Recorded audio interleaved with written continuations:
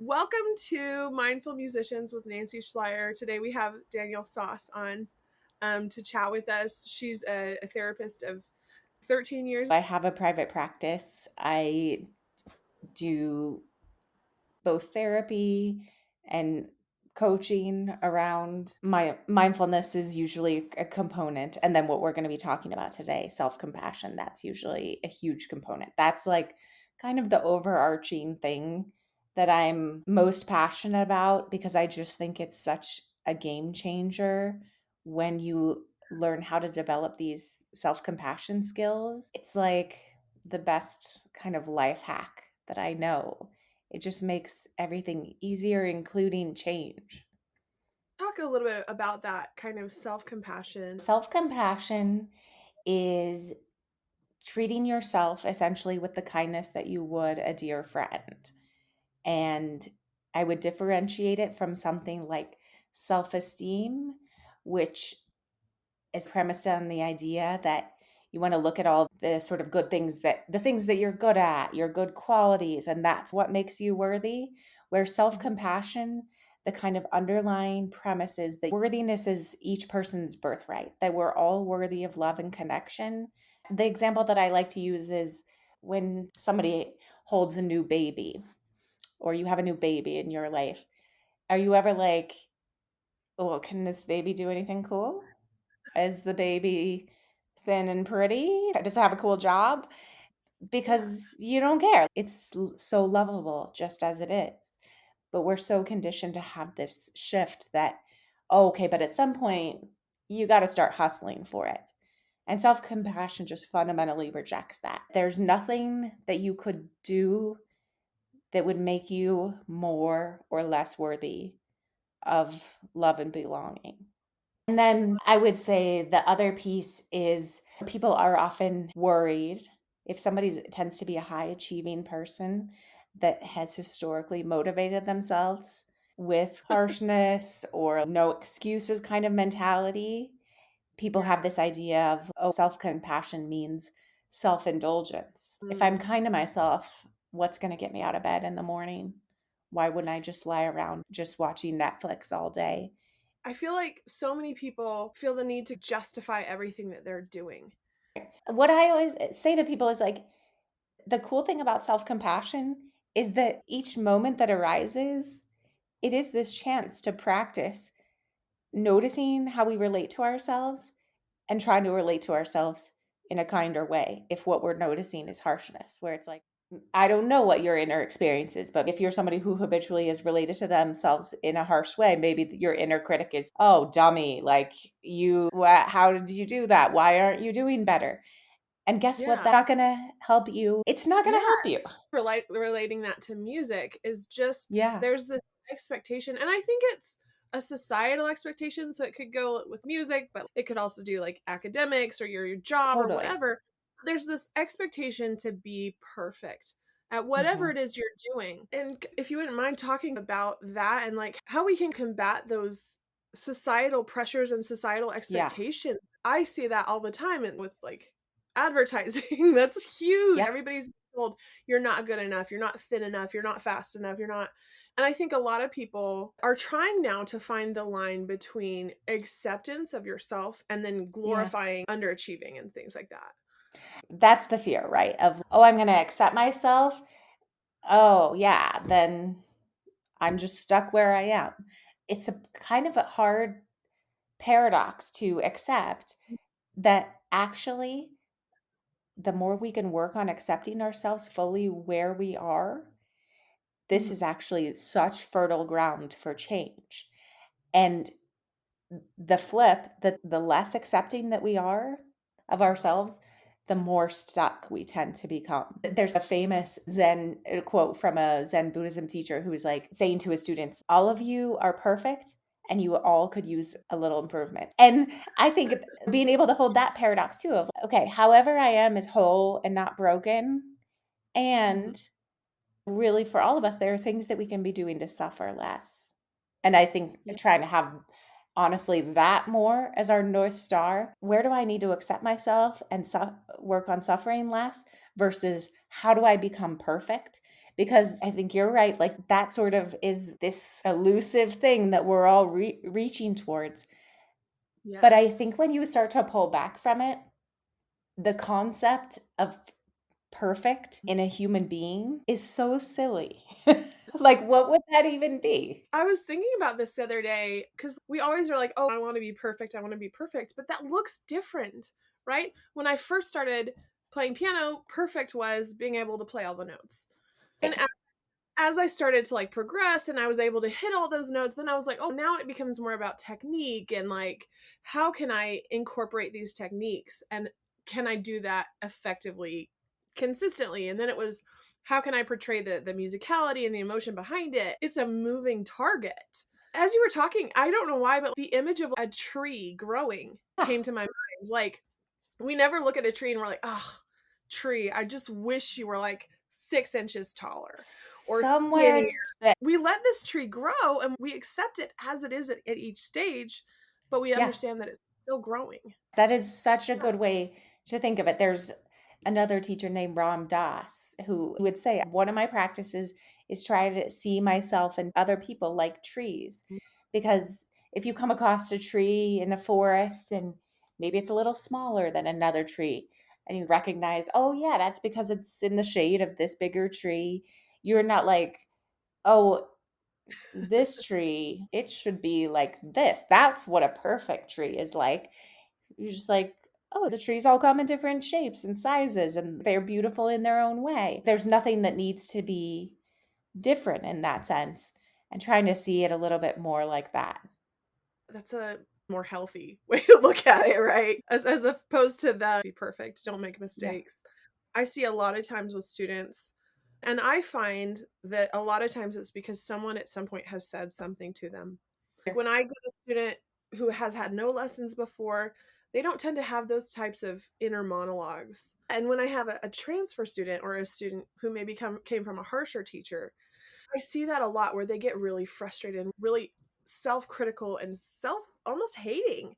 "Ugh, I should have known better. I should have done that." Well, but you couldn't because you're still You learning. didn't? Yeah, So that's such a that what you're talking about is such a good example of how that we're conditioned to believe that harshness is gonna be motivating, but actually it really limits that sort of growth mindset.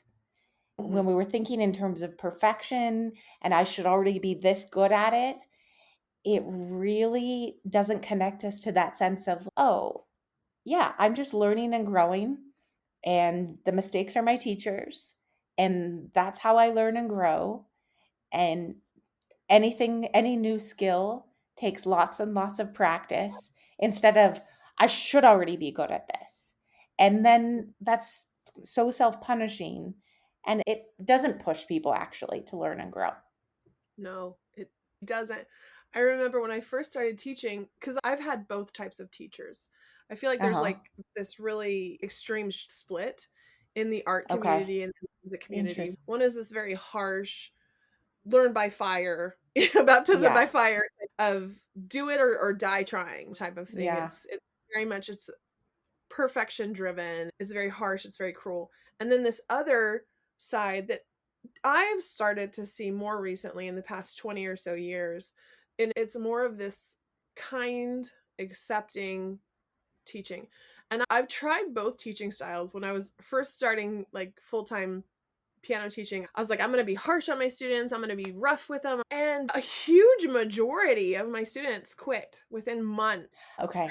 I was like, "Whoa, wait a minute. Maybe that's not a great way to teach." I backed up and I looked at all the teachers that I had throughout my life and I was like, "What did I feel empowered me Amazing. most?" And I found that it was when I had a teacher throughout high school. Her name is Lanya Bragnola. She's fantastic. Lanya Bragnola Dickert now because she got married. But she was so kind. She was very strict, but she was so kind. And if I Yeah. messed up or if I forgot to practice or whatever it was, she would say, I can tell a difference from last week to this week because you didn't practice. And if I Yeah. made a mistake, she just laughed. I was shocked because I had such strict, harsh teachers before that.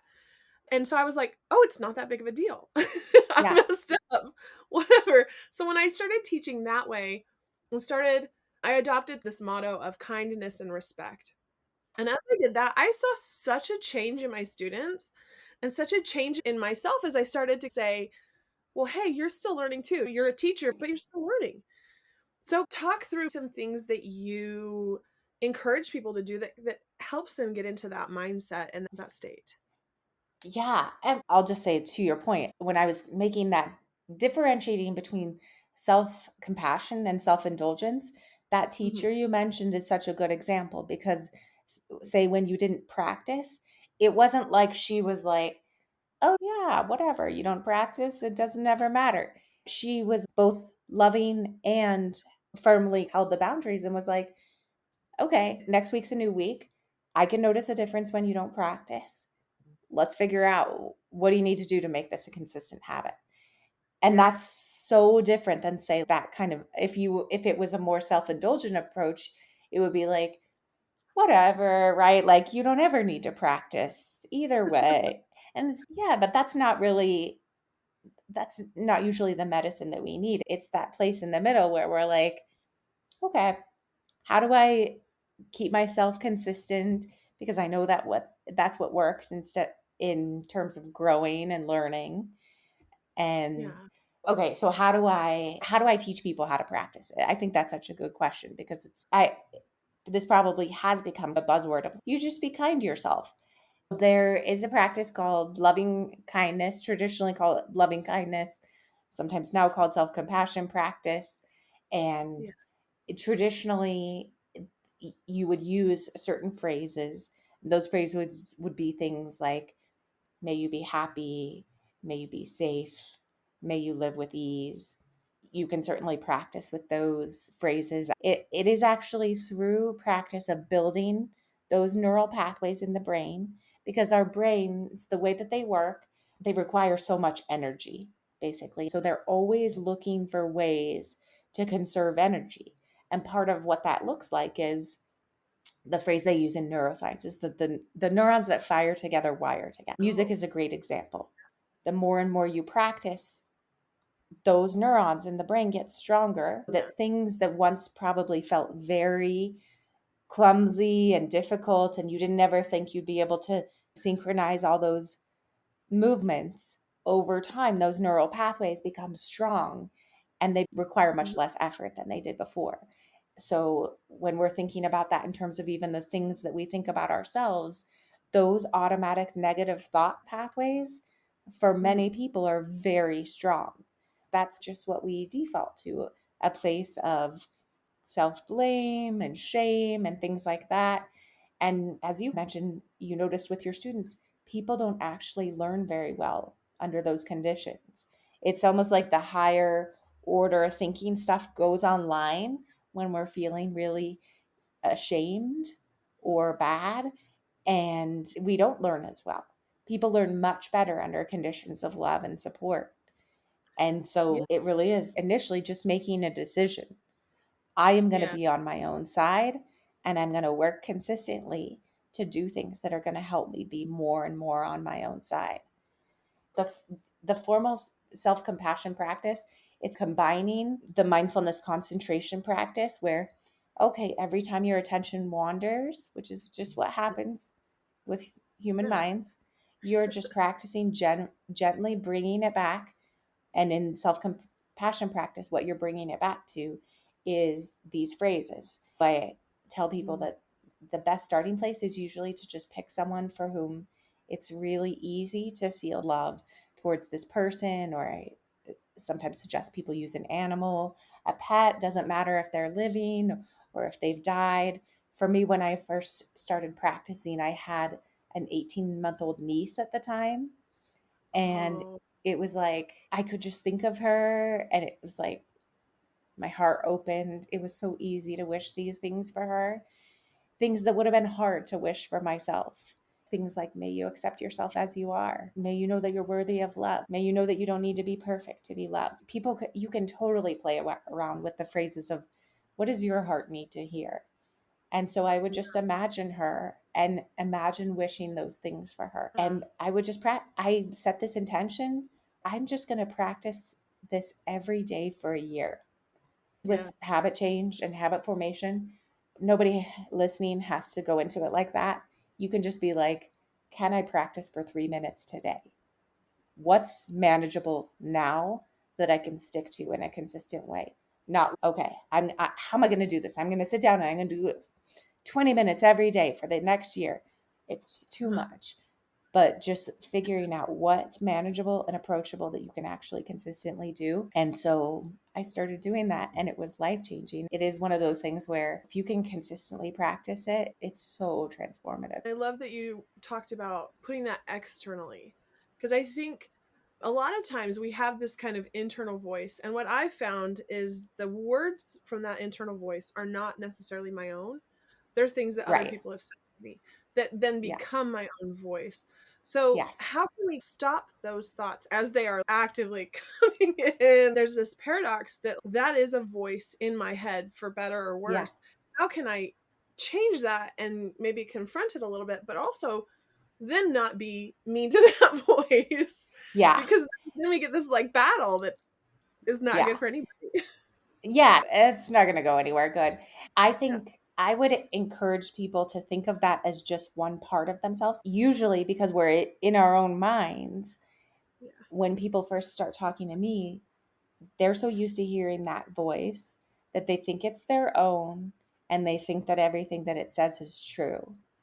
And it's a step by step process of being like, you have this awareness that, oh, yeah, a lot of the things that inner critic says, it's stuff that you picked up in different places.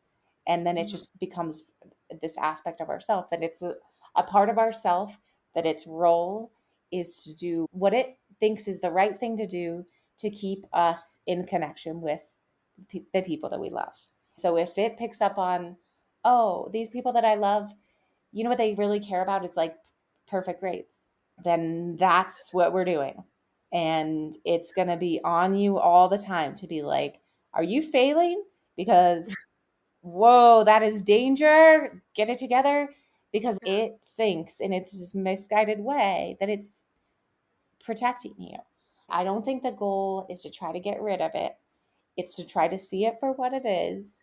And then what we're working on is cultivating another healthier voice that's a more loving internal presence. And both can Yeah. be there, right? Like we don't have to get rid of this, but we're just like, hey, I see you. Thank you for what you're trying to do. I've got this. We're not letting that part of ourselves drive the bus. Or Yeah. when we are, hopefully at some point, as our awareness grows, being like, okay, whoa, it's a very young, scared part of me that's Yeah. trying to run the show here, but it doesn't know what it's doing. That's such a good point. A lot of times it is a very young part, because that's Yeah, the first times that we start to hear this is totally. acceptable in my environment, this is not acceptable in my environment.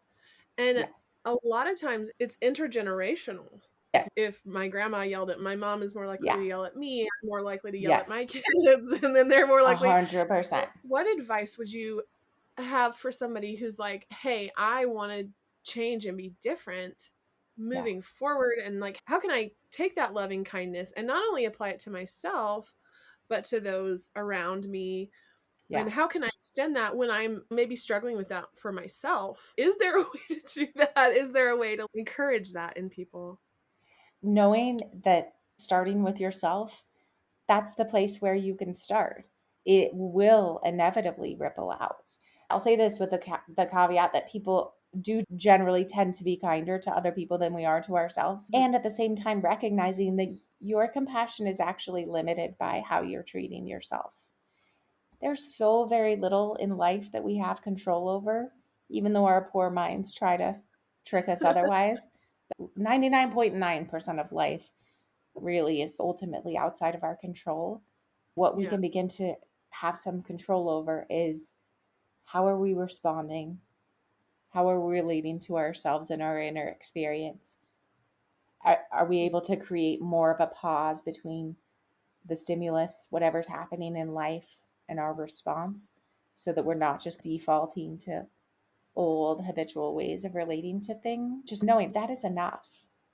yeah, This thing, just starting here, it can change the way that you relate to everybody in your life. So I guess what I'm hearing is maybe being more conscious of that pause. So Yeah. what are some ways that people can create that pause in their own life and in their own sphere? Is that something that they could do to incorporate that into their life? It is the practice of mindfulness and self compassion. There are different forms of mindfulness practice. Why I like self compassion is because it's building that muscle that allows us to have more of a pause and choose how we're responding. It is simultaneously building those pathways of kindness and generating positive internal feelings. So Yeah. it's nice because it's like double bang for your buck, but it's like you just got to do it. And I get it, it's hard. I'm an experienced meditator. I've done multiple 10-day silent retreats and all sorts of things like that. And still, when it comes down to it, maybe I'll go clean my toilet. It's hard to just sit with your own mind. I feel like for me at least, I know like when I go to create a pause and kind of stop and really feel my feelings, think my thoughts, everything, it can be scary, especially at It's, first. yeah, Yeah. it is. It's scary, but it's almost if you were like, how am I going to lift this really heavy weight? You're going to go lift a smaller weight a lot of different times Yeah. over and over, right? That's how you're going to build the muscle. Similarly, how are you going to get better and better at pausing in your regular life? You're going to take a little bit of time to just sit for even 2 or 3 minutes a day. We know that's beneficial to practice growing that part of our brain. I noticed that you keep tapping your Oh, forehead. yeah. Yeah, there's this part called the anterior cingulate cortex. And when we Yeah. look at those fMRIs, like the functional fMRIs that Mhm. show what's happening in the brain, what they can see from people who practice mindfulness consistently is that gray matter actually grows. So I know when we are in fight or flight, kind of relating to this, I know that is in the back of our head. And I know a lot of the front of the head is the more cognitive thinking, it's the more logic, it's reasoning, it's all that kind of stuff. And then when we're in that fight or flight, that kind of all shuts down. Talk a little bit about the purpose of that, and does it have a purpose? Why does our brain do that? And how can we either benefit from that or turn back on that reasoning The part? the purpose is millions of years of evolution. Most of the time, the conditions that humans have lived in have not actually been very safe. So there's this benefit to having a really sensitive amygdala that can be like, it's danger. My ancestor from 10,000 years ago could have made two mistakes. If there was a rustling in the bushes, one mistake could be like, oh my gosh, that's probably a tiger. I should run. But it was Mhm, just the wind. And the other mhm, mistake could be like, oh, that's probably nothing, but it's a tiger. And mm. whose genes got passed on? The people with the hypersensitive, we don't know. Let's get ready for the worst case scenario. Hoard all the things because who knows what bad thing's going to happen. That's what we all carry. The other people didn't make it. They didn't pass on their genetics. The more chill, laid back, I'm always content. Guess what? Those didn't facilitate survival 10,000 years ago. So we have this in our nervous systems. And it just so happens that it's like, oh, in the last 500,000 years, things have become relatively safe where you really don't have to worry about a lot of those things. But our nervous systems haven't caught up to that yet.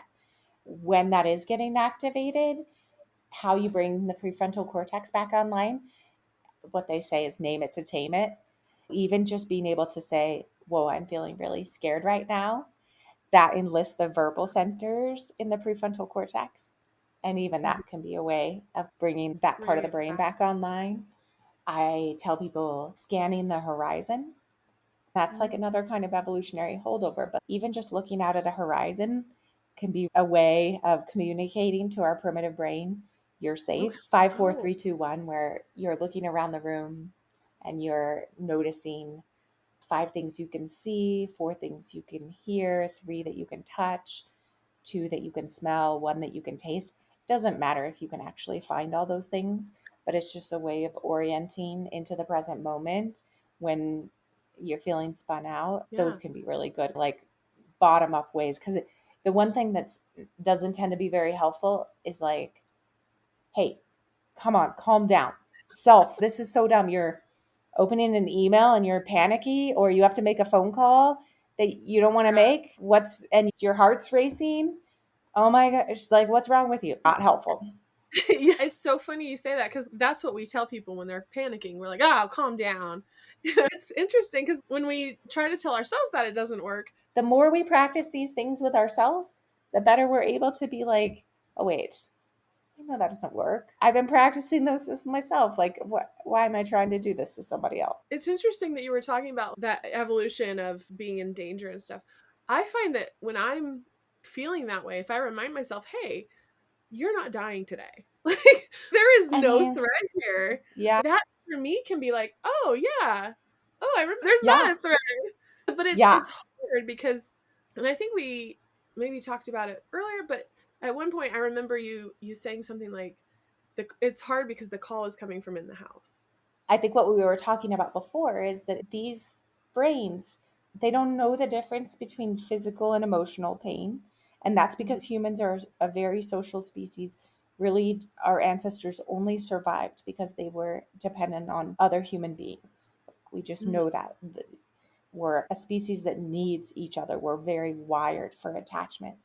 And mhm, so our brains process perceived threats to attachment, especially to key people, but really just in general, as a mortal threat.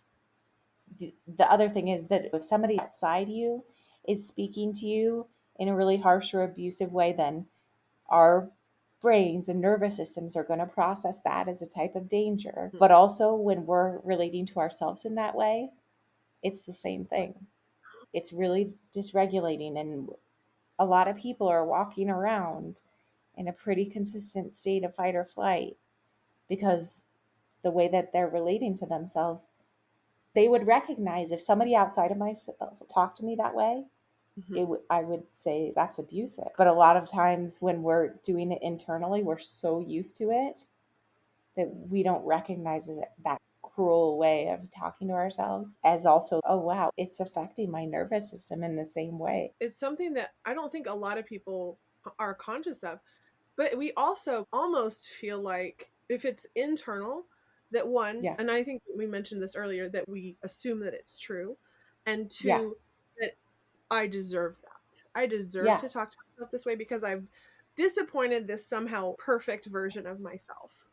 That it's like it's merited somehow and that it's somehow gonna make me be better. That's always the false promise. Oh no, but this is what I need to do to motivate myself.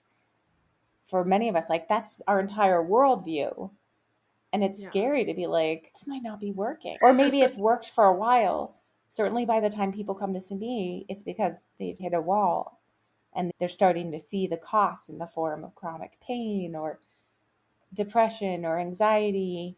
I always think, what has self criticism motivated me to do that self compassion could not have also motivated me to do, but without the costs? Going back to that primitive prehistoric ancestor who did need that, there was a beginning, a middle, and an end to that. But if Yeah. I'm constantly saying, "Oh, you're a crappy person, you're terrible, you're Yeah. awful," there's no beginning, middle, and end. It's just happening all the time. So there really is no benefit to it in that context. Is there anything that you can leave listeners with to help them, whether that it's musically or just in their lives, to practice this self-compassion? Yeah. Going back to what I said before, I would say the first step truly is just deciding I'm going to give this a try. I am going to try being on my own side. I am going to try to be my own ally. And I do recognize that that can be a far bridge for a lot of people. That can be so different than what we've been doing. I think just really getting curious about your own experience of, okay, if I'm consistently relating to myself with harshness, is it working? Are there costs to it? What are you noticing? What I'm hearing is be curious about it Be also. curious. That's such an antidote for that kind of inner judgment that we all have, the more we can shift towards this attitude of like friendly curiousness about just our own experience and about how's this working out? Is what I'm doing, is it working? Thank you for all of that. Thank you for all the wonderful tips and things that people can do to, one, get in touch with who they are and see those thoughts and Yeah. recognize when those thoughts are serving them and when they're not, and Yeah. how to combat that inner critic, I think you called it. Knowing that whatever somebody's wanting to do, in this case, it's probably somebody working to become a better musician. Self compassion is only going to help you there. Absolutely. And understanding that whatever it is you're trying to do, and I know this from my experience, whether I fail today or tomorrow, if I keep Yeah. trying, eventually I'm going to become better at it. Whatever it is, whether it's a piano piece, whether it's a vocal piece that I'm working on, self compassion, teaching others, whatever it is, the more I do it, the better I Yeah. become. And it doesn't Yeah. really matter if I'm great at it right now. Really having that kind of growth mindset. We're not usually good at things that we first start. That's how it works. Obviously, people have natural gifts and stuff, but really, most people who get good at anything are the people who remain persistent and keep trying and learn how to learn from their mistakes and their failures and treat those things as information gathering instead of some sort of fatal character flaw. That's where the magic happens. Just keep going. Thank you so much. Again, this is Danielle Szasz. Thank you so much for being on here with us today. And Yeah. thank you, everybody, for listening.